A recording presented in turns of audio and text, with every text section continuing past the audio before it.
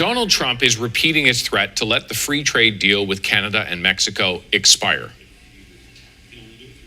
To me, I think it's better without it. I mean, to be honest with you, I'm not a big fan of it.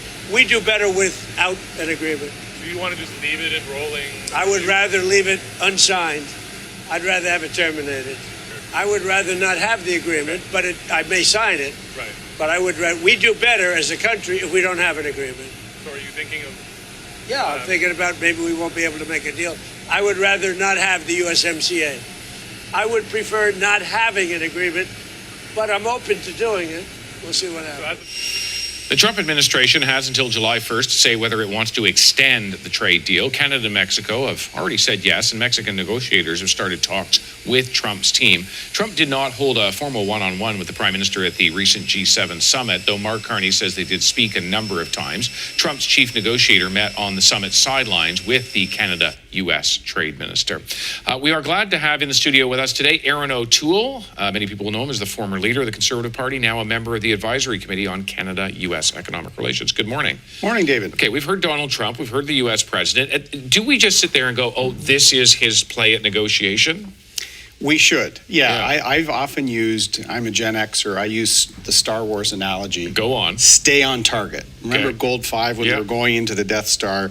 Stay on target, stay on target. That's what we have to do. So there's going to be a lot of negotiating posturing. There's going to be a lot of these attacks or late night tweets or truths.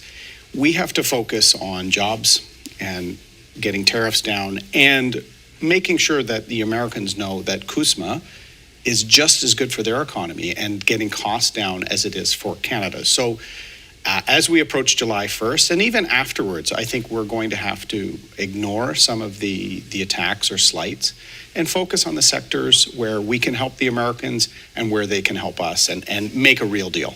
We know that there are discussions that are happening. They're at a lower level and they can be very technical. But the fact that those are happening when the U.S. president comes out and says something like this, and he's going to again, and he has before, is it a reflection of how discussions are going inside a room, or is it just him being him? It's him being him. I've said to a number of people, there's going to be two real portions of a deal we need to get with the United States. There'll be the negotiated portion that Janice Charette, our negotiator, and the USTR, Jameson Greer, are negotiating. Really point, rules of origin, the nitty-gritty of trade. But there will be an executive level decision that the president will make. And the president will want a narrative. He'll want to think that he's extracted a few things from Canada. Yep. He'll want to show that he's gotten rid of what he perceives as unfairness to the U.S. And he wants to see Canada stepping up on everything from defense spending to the Arctic. So we have to manage both of those things. And on the committee, we're giving advice to the government on how do you manage both the negotiations at the table and the wider narrative of how important Canada is to North American defense, the supply chains for the Americans, cost of living, energy, all these things that the president needs to understand because he will ultimately bless the deal. So I do see some of the prime minister's interventions at the G7 trying to keep the president in line with what the negotiations are doing. I mean, the best scenario, I suppose, would be that the president and those in the administration believe they have extracted concessions while we have offered very few concessions, if any. But some of those irritants are they don't want to make cars with American automobile companies in Canada anymore. I mean, do we lose that? Do we have to give up on dairy supply management? Where are the potential gives here?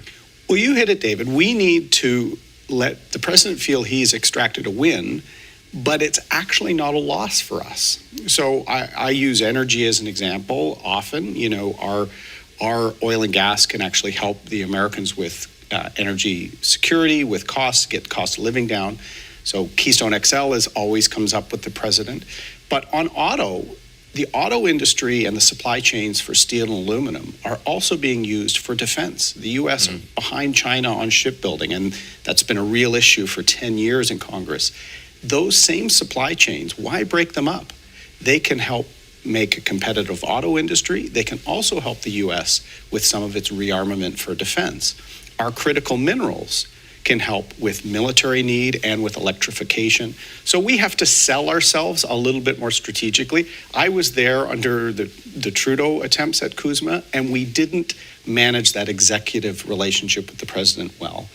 This time, I do see the government taking a more serious approach. But with President Trump, we're also going to have to persevere through some of his interventions. Yes, that's one way to put it. I suppose, what have we learned then in between the approach that we once took and the one that we are now taking as a country? What have we learned about, in particular, dealing with this president? I think the biggest thing we've learned is the U.S. concerns about China. The last time, under Ms. Freeland and Mr. Trudeau, we were quietly trying to broker a free trade agreement with China. At the same time, the U.S. were saying we don't want to see Chinese dominance in rare earth minerals, critical minerals, steel and aluminum. Yeah. And we didn't align our tariffs. We didn't approach it as a Fortress North America, that you hear that term. Now we are. About a year and a half ago, almost 2 years ago, we aligned on tariffs with China.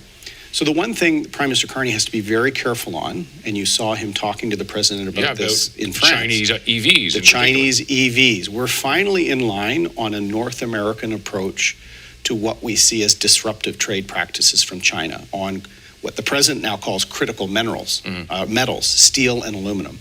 Canada's aluminum supply for almost 100 years has been critical to the United States.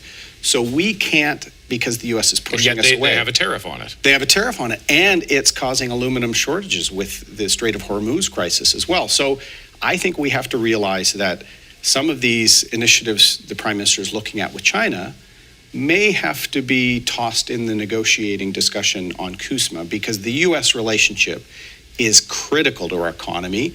China is very important for agriculture in a couple of sectors, but we cannot run into the arms of China because the U.S. is giving us challenges. And that's the balance the government has to take, and what our committee has said to them, because the people of our committee that have employees in the U.S., they're hearing these concerns about Canada and China. So I do think the Prime Minister is walking a tightrope. So far, he's walking it. And as a Canadian, I want to see us walk it successful and get a deal that will help particularly workers. I used to represent auto workers in Oshawa. I know how worried the auto parts sector is.